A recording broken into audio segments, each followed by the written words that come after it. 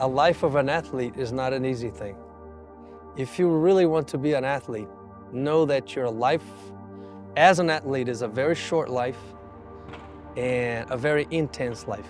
Not only with practices, but also with traveling, taking care of your body, taking care of a lot of injuries. Sometimes you have it, of course. There's no way out of this. Faz parte do jogo. Realmente, para você chegar lá, você tem que abrir mão de muitas coisas. Muitos não entendem o quanto você tem que abrir mão de diversos prazeres da vida para você se dedicar a uma coisa que você quer alcançar. E você tendo o suporte da família, melhor ainda, porque na hora que o bicho pegar, é a sua família que vai estar contigo. To be an athlete, you have to live the game.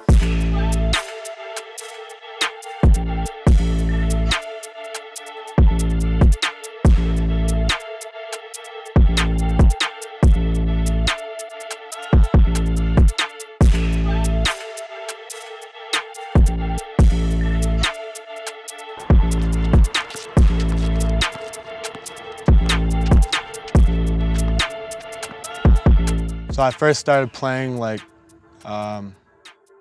around 4th, 5th grade. You know, I started playing with ASA, and then 7th grade till now, I started playing with Expressions. That's like one of the top teams in the country, and you know they got the best coaches, they put me on to a trainer. His name's Brandon Ball. He's like one of the best trainers around, and he helped me he was part of my journey of who I am today. I remember at the time, there were 16 kids on the team, and you know, put the first 5, the second 5, the third 5, and he was number 16. I didn't know the last one.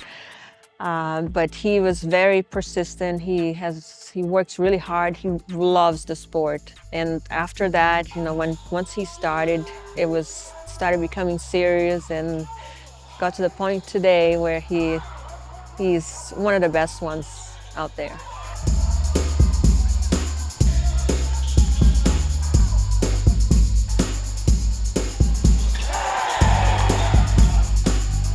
One of my most memorable games was when I was in 5th grade. In that game, Patrick scored 62 points, and the whole score of the game was like 78. At that point, I knew that he was something else. He was special, very special. He was a sensation at the time, and that's when I knew that he was going to be something different.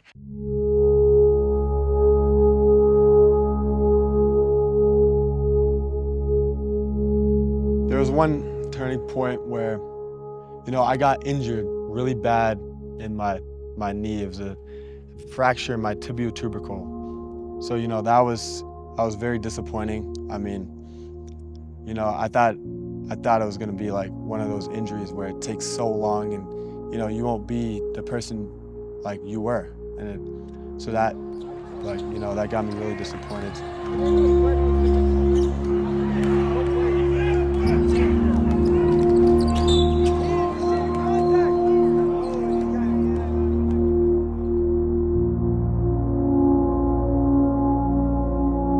So it happened last summer of 2022, and it was kind of related to his injury. He's always had some knee problems, like any kid growing at a rapid rate that he was. In a way, it weakens some of the growth plate areas.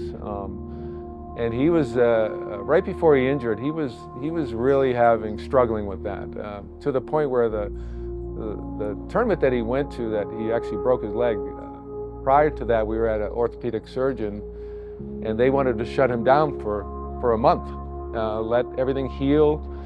And the doctor was talking about it, and it was a sports doctor. They say, okay, you're an athlete, you know, if it's somebody else, we might just shut him down, but what do you got going on? And he said, I have one of the biggest tournaments of my life coming up in Atlanta. And they said, well, you can play that, but that might put you back another couple of weeks. So it's up to you. You know, we think you're okay to doing that. And he said, I want to do it. Unfortunately, it was not just that weakness that he already had. He had planted his foot a certain way and got hit a certain way, and it popped the bone out in his, where the patella tendon attaches to the tibia, and it pulled the bone out, which is a very serious injury. Literally to the point where he had to be taken to the hospital right away, admitted in surgery right away. That was pretty traumatic because we've never really had that type of serious injury. And he was basically told 6 to 8 months recovery for an injury like that, to fully recover. Really 6 months to recover from the injury, and then another couple of months to get back to the high level that he's playing. And that was one of the times where I realized, you know, Patrick was a little bit different in that regard too, where he asked the surgeon or the orthopedic doctor, what do I need to do to get back sooner? And the guy said, well, you have to wait till the bone heals. So there is one part where you can't get back any sooner, which was about 3 months, I think. But then after that, it's really about physical therapy and strength training and getting your body back and letting everything else heal around it. He literally did triple, sometimes 4 times the amount of physical therapy per day that the doctor suggested. And it's usually like it was supposed to be 20, 30 minutes. He was doing it 2 hours a day, you know, throughout the day. And then started working on other parts of his body, his upper body, his hamstrings, his glutes, everything around the injury that he could. So when he came out of the injury, first of all, he was back on the court playing full speed in 3.5 months. I was very afraid. When it first happened, I barely could feel my leg, you know. I kept shaking. I was crying. Like it was a really tough moment for me, but you know, I feel good now.